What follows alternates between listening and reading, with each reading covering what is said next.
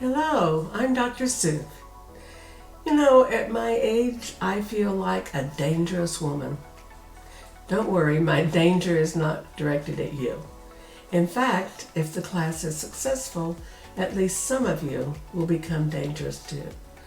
And by this, I simply mean I've come to know at this stage in my life that I have nothing to lose by telling the truth, by displaying my displeasure when others do not, and by welcoming impatience when justice takes too long or is elusive altogether. For too long, I resisted developing this course. Sex crimes. What a dirty little secret. What an uncomfortable topic. What a so-called dangerous conversation. It's too big, it's too complex, it's too sensitive, it's too politicized. It's too dangerous to teach about because what if I step on the wrong toes? Well, no more. For all of these reasons, because it is too big to ignore, because it is seen as too sensitive for polite conversation, because it is said to go beyond justice. For all of these reasons is exactly why I chose to step boldly into the arena of sex crimes. I believe our society has reached a tipping point, and we've ignored it for too long.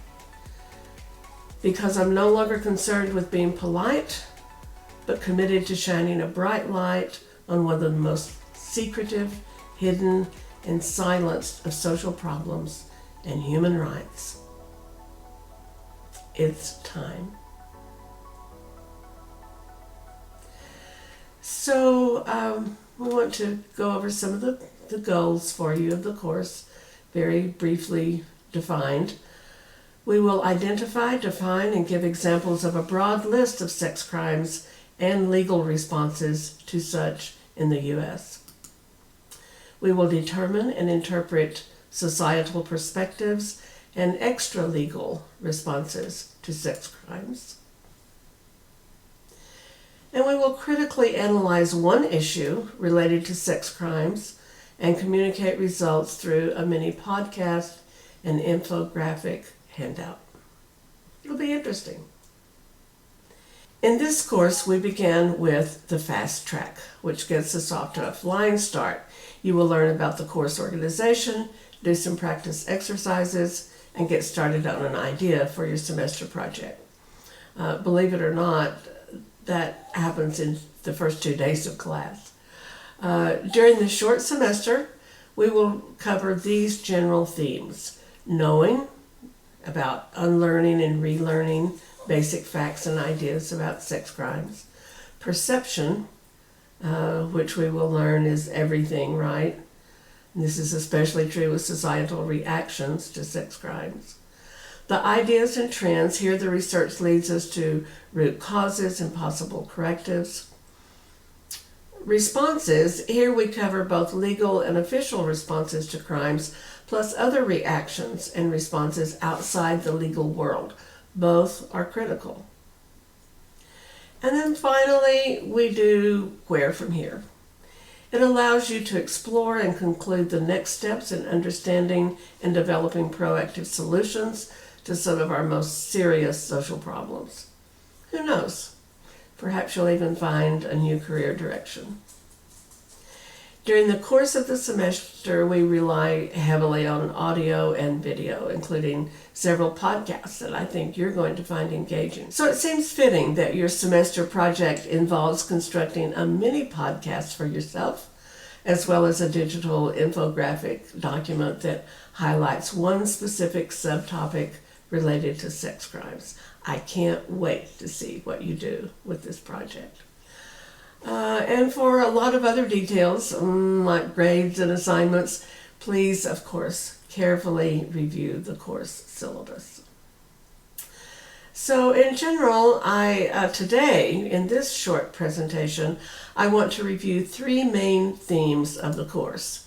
First, the critical task of discerning fact from fiction. Second, understanding and tackling the culture of silence that surrounds the subject of sex crimes. And finally, the what works. By semester end, we certainly want to figure out what works, both legally and otherwise. But for today, I want to emphasize the importance of what works in terms of being successful in this class. That's what we all want, right? So, let's begin. Before we get into the course overview, though, I want to be sure that you're well informed about the nature of the course. Obviously, we may often encounter sensitive, graphic, and controversial topics. Yet, higher education actually demands that we address ideas, viewpoints, and contexts within a science-based evidence and with full transparency. Please be aware that the content may include graphic materials, including explicit violence, sexual acts, and other sensitive subject matter that some may find disturbing. Please do be prepared to contact me immediately for information and resources in dealing with any unexpected discomfort or trauma. You know, K-State's Principles of Community affirms the value of human dignity, inclusion, diversity, and mutual respect. We also are committed to the wellness of all in our K-State family. So as such, please be advised that I'm committed to productive engagement in class interactions. Concurrently, please be aware that the course content may inadvertently act as a trigger for past experiences or just issues relevant to class members' wellness. It's really important that you recognize and report any signs of adverse reactions that may affect your health or performance as a student. And now, Ms. Debbie Holcomb of K-State Social Work joins us. Ms. Holcomb is a veteran professional in the arena of sex crimes and trauma and has received the Outstanding Statewide Champion Advocacy Award for service to crime victims. Welcome, Debbie. What words of wisdom can you offer our students as they sort of work through what might be a somewhat difficult semester? Well, thank you for having me. It's always an honor and a privilege to be able to share information. I think the first thing that's really important is just due to the content of the class. This is kind of a content warning. There are things that you may see and hear that are, the students may see and hear that are activating and can activate their own trauma, and it can be trauma from childhood. It could be recent trauma. It doesn't have to necessarily even be sexual violence that is related to their trauma. It can be historical, generational type of trauma that can be activated when viewing the content and participating in this class. The first thing that I would say is to be in touch with yourself and know what is happening with you. But before you start on the content of this class, have a plan. If you already know that you have some trauma that could actually be activated, it's really important to think about that before you start looking at the content of the class, and so that you can be aware of that and have a plan. And the other thing that I want to say is, and I'll talk a little bit more about what that plan could look like. You might be activated during a video you're watching or listening to a lecture. You also may be activated in some way the next day or later that day, or next week. And so during what you're watching, if you know how you respond to trauma, you will find that you are possibly doing the same things while you're watching a video or listening to a lecture, such as, excuse me, getting very sleepy while you're watching it, getting defensive, very defensive, and kind of, wanting to fight and argue about the content and what's happening. You might realize that your breathing is changing, and you might feel kind of paralyzed and don't know quite what to do in the moment. And that all fits with the fight, flight, or freeze that we as human beings experience if we are experiencing trauma. So know that those are common responses, and that you're not alone. So, as I said earlier, if you can have some kind of plan. So what I'm thinking is if you have breathing exercises that you can do when you are able to acknowledge that something's going on, if you have grounding techniques that you use, which there are lots of different grounding techniques. One of them is using all the senses. 5 things that you can see, 4 things that you can touch, and so on, smell. You can take a break from what is happening right now and, walk away from the class in the moment.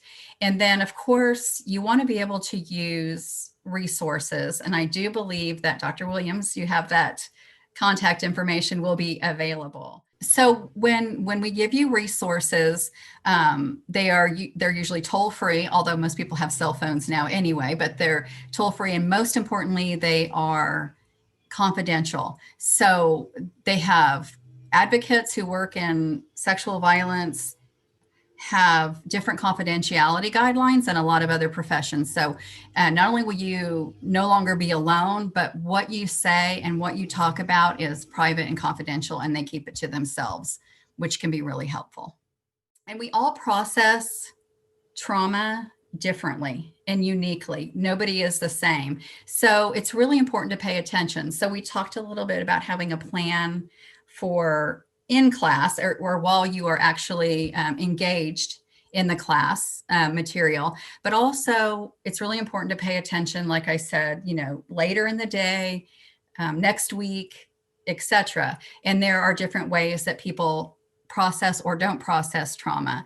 And it's important that as students, you're aware of what is happening. So are you suddenly not eating anymore?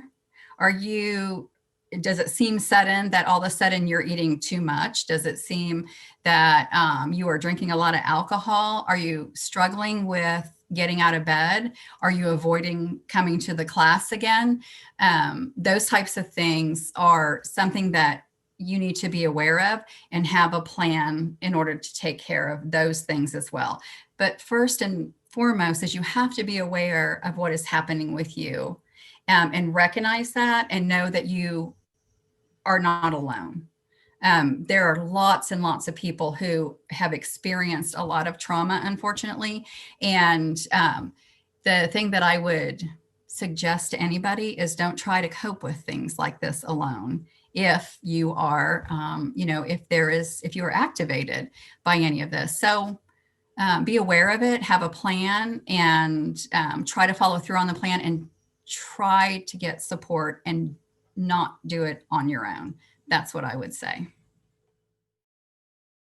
As your professor, I am prepared to assist you in issues that may arise when dealing with sensitive and personal subjects and experiences. Typically, this involves working together to find resources and/or alternative learning opportunities. A list of resources is also listed on the website, the course website. Sex crimes and society's response to them is the most misunderstood issue in the criminal justice system. Myths and information are prevalent. So let's look at an example of how we see and hear the so-called typical victim of sexual assault. Let's watch. It was April last year, and I was on an evening out with friends to celebrate one of their birthdays. We hadn't been all together for a couple of weeks. It was a perfect evening as we were all reunited. At the end of the evening, I caught the last underground train back to the other side of London. The journey was smooth. I got back to my local station and I began the 10-minute walk home. As I turned the corner onto my street, my house in sight up ahead, I heard footsteps behind me that seemed to have approached out of nowhere and were picking up pace. Before I had time to process what was happening, A hand was clapped around my mouth so that I could not breathe, and the young man behind me dragged me to the ground, beat my head repeatedly against the pavement until my face began to bleed, kicking me in the back and neck, while he began to assault me, ripping off my clothes and telling me to shut up as I struggled to cry for help. Now, let me be clear. The brave, bright, articulate young woman that you have just seen here has done a great job in revealing issues about how we talk about sexual assault. And I encourage you to check out her TED Talk. But, as you will come to know, she is hardly the typical sexual assault victim. Similarly, let's now go to how we visualize the so-called typical perpetrator. I've been raping and molesting for over a period of 25 years, and I have in excess of 300 victims. Hands-on victims? All hands-on victims. In this course, the first item on the agenda is to reveal many of the commonly held myths and pieces of misinformation about sex crimes. As Mark Twain once said, education consists mostly of unlearning what we already know. Not only do we study the scholarly research, advance the most recent findings on sex crimes, but also we rely on a host of field experts who share their knowledge and experiences with real cases. We are able to show you testimonials and case studies that demonstrate a full range of real-life scenarios. As one small example, here's a snapshot of an exchange between a survivor and the rapist. Interesting, and not at all what the public envisions when we talk about rape and its aftermath. Let's watch. Ironically, I'm an Australian who prefers proper icy cold weather. So I was both excited and tearful when I got on a plane to Iceland after just having farewelled my parents and brothers goodbye. I was welcomed into the home of a beautiful Icelandic family who took me hiking and helped me get a grasp of the melodic Icelandic language. I struggled a bit with the initial period of homesickness. I snowboarded after school, and I slept a lot. 2 hours of chemistry class in a language that you don't yet fully understand can be a pretty good sedative. My teacher recommended I try out for the school play, just to get a bit more socially active. Turns out I didn't end up being part of the play, but through it, I met Thordis.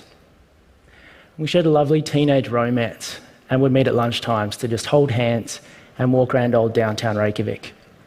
I met her welcoming family, and she met my friends. We'd been in a budding relationship for a bit over a month when our school's Christmas ball was held. I was 16 and in love for the first time. We'll be able to explore this clip in more depth during this semester. You'll find it very interesting. A culture of silence about sex crimes and related issues has resulted in not only misinformation and misplaced policies, but also has actually increased harm, underserved victims, and failed to hold perpetrators accountable. Thus, sexual violence and harm have actually found refuge in silence. That must stop now. While sexual assault and other highly personal and graphic acts can be difficult to watch and talk about, we must acknowledge and develop a deeper knowledge about its occurrence and root causes and bring those to light. Here's just one small example. You might recognize it.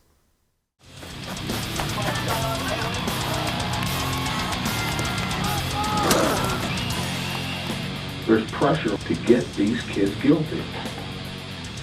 Even if they're guilty of rape, but they didn't do this and that, I hope, that the truth comes out.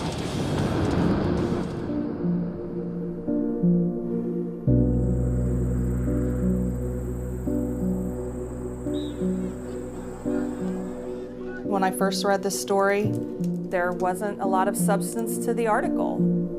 2 high school football players had been charged, just a couple of paragraphs about these 2 boys, and that was it. I thought, This is nuts because that town is so entrenched in their football team.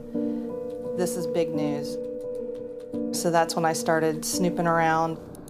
So a part of the class just as important as the sex crimes it portrays is our society's response to it. In the now infamous sexual assault portrayed in Roll, Red, Roll, the documentary works to uncover the deep-seated culture of boys will be boys. And we also look at the resistance to the silence, such as the Me Too movement. It makes a big difference. Perhaps one reason that we do not openly talk about the topic of sex crimes is because its very mention suggests an uncomfortable conversation. But you know, it's okay to be uncomfortable. As a matter of fact, if you're not uncomfortable, you're probably in a rut. When we step outside our comfort zone, and that's sort of how I see my job, is to urge you out there, we're taking a step toward growth.